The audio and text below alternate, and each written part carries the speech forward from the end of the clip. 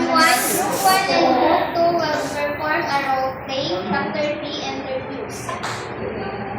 Welcome sa ating research journey. Akala ng marami, ang research ay puro calculator at spreadsheets lang.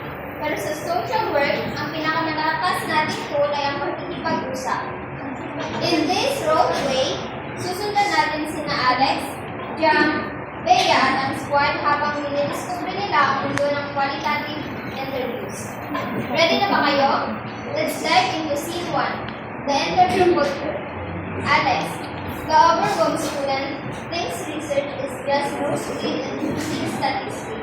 Jam, the chill but smart friend, relates everything to real-life social work practice. Setting, a quiet corner in the school library. Jam, tignan mo nga itong chapter 1, research methods agad. Ang sakit sa ulo. Hoy, Alex, kalma. Akala mo lang yan. So, actually, based sa intro, hindi siya format.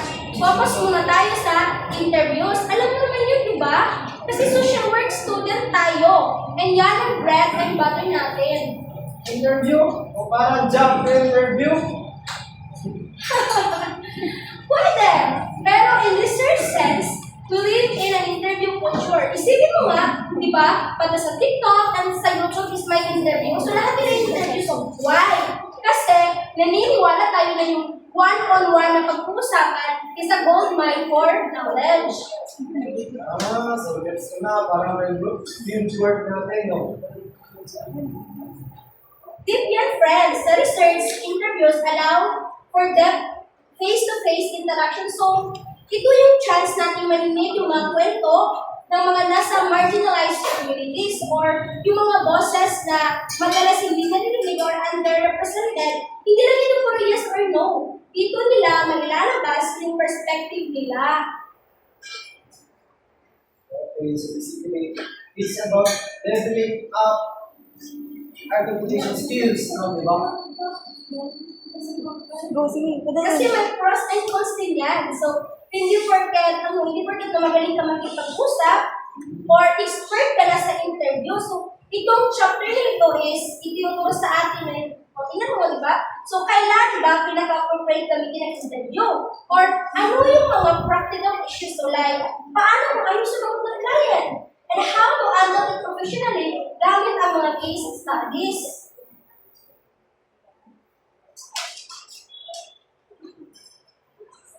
Naman ang bawat student, questionnaires ba na mabilis o interview na malalim? Kung sensitive ang topic gaya ng mental health,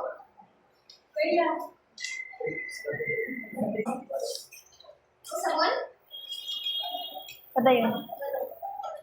Dito, papasok si Bea para timbangin ang bigat ng detalye laban sa bilis ng data collection.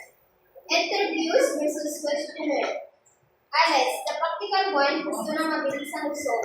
Jam, the analytical one, focus sa depth ng data. Bea, the overcomplicated student, overthinker, pero very detailed pagdating sa process. Guys, help! Gagawa naman ako ng Google Forms for my research. Kailangan ko talaga tingnan yung participants ng buwan. Ako, Bea, kung ako sa'yo, gumawa ka ng GC, tapos isend mo doon, tsak, nakakarami ka ng respondents. Less hassle, wala ka bago. Wait lang, Alex.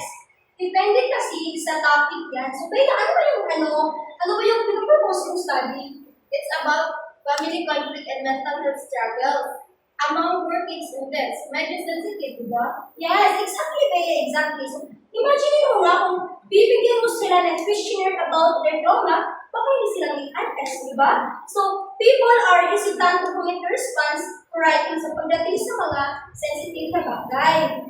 So, mas okay ang interview nito. Yes, yeah, Bea. Kasi sa interview, you generate rich detail data. So, you can build a report and mas comfortable sila magkwento ng malalim tungkol sa complex life experiences nila. So, para yung sa child protection or homelessness, kaya isulat yun sa papel. Sabagay, ang papahamak tayo sa committee, ethics committee niyan. Paano ba yung way na pag-interview natin, yung parang police interrogations, gano'n? Ay, yun nga ang dilemma ko, mabilis versus malalim. So, isipin mo to ganyan, isipin mo to sunod. Kung ang goal mo lang, alam mo yung sure ang satisfaction rate, ay mag-questionnaire ka. General mo lang yun eh.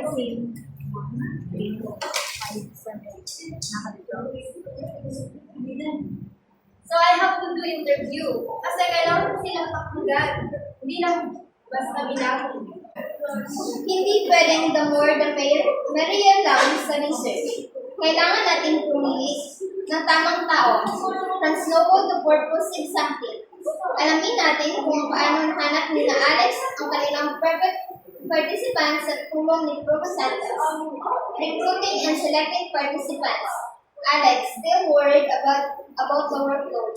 John, the guide for qualitative research.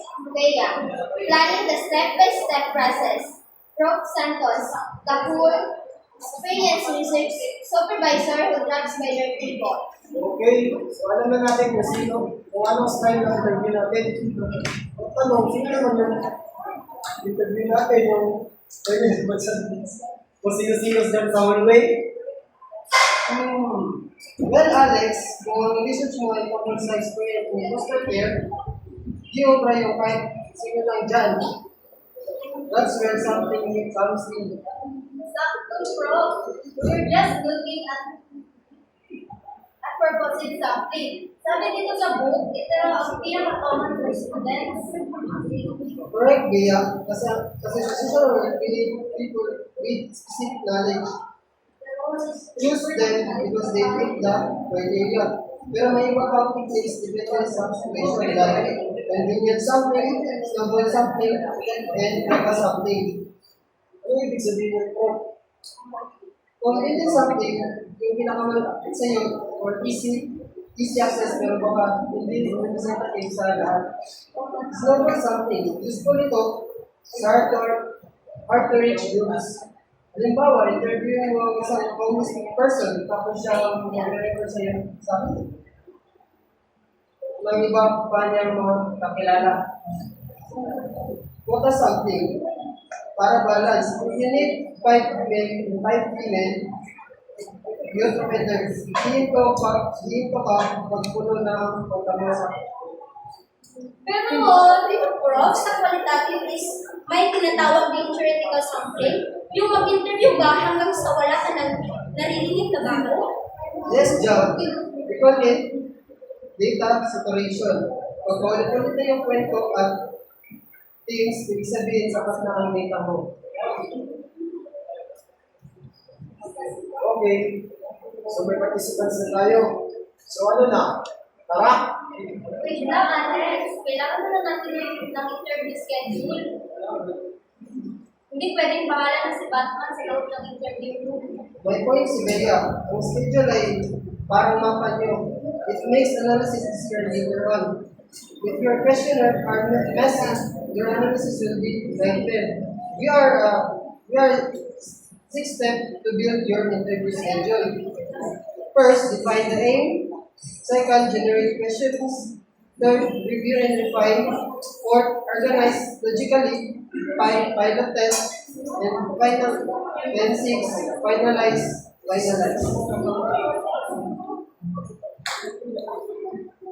Minsan, mahirap sumagot pag masyadong personal. Kaya naman, gagamit tayo ng debates o hypothetical stories.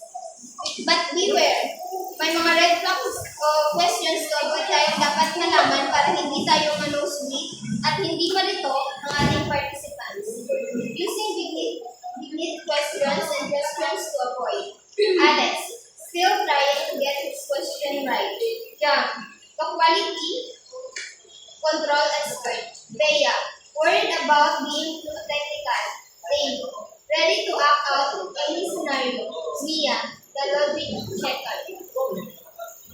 Luis, listen to this. I have an idea to make the video more exciting. Instead of asking what do you child make leap? It's a leap. We get Sige lang, go lang. Gusto ka lang yung tingin. Hindi ka masakay. Isang ano? Binignit? Ganun? No!